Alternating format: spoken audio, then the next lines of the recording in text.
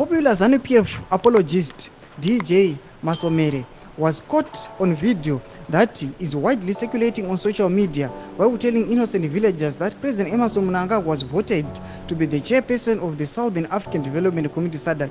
Achipere mushe muri Zimbabwe obatwa mukomana achinyepera villagers, innocent villagers kuti aiwa idi Mnangagwa akavhoterwa kuita uchairman. Sara bena mashoko abuda nyogwa hapana pamzimu airuri subscribe like kuti na all the bell icon. Vanyona vachiti in the video DJ Masomere, who benefited from a vehicle from controversial businessman Chivayo, is heard saying President vedu vari kugadzwa kuita Sadc chair. Sadc yose yakaungana ikati toisa ani leader. Sadc nyika dzose dzemusadc ndobva dzagara vana Ramaphosa vakadai, vanani vakadai, totsvaka ani nhai vedu Botswana yatambura umwe akati moda ani ruoko svu, moda ani idi mwe idi saka idi president wedu manyama vari kugadzwa kuva Sadc chair muna August. Saka president vedu vanenge vave president weZimbabwe voita mukuru weSadc.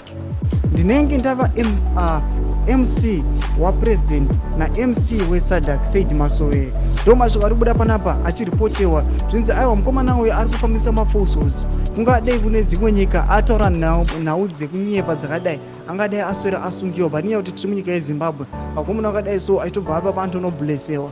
Tudze mafungiro eimoti kudii pamusoro pechitiko ichi. Pinha comment section medu, sano subscribe like, turn on the bell icon.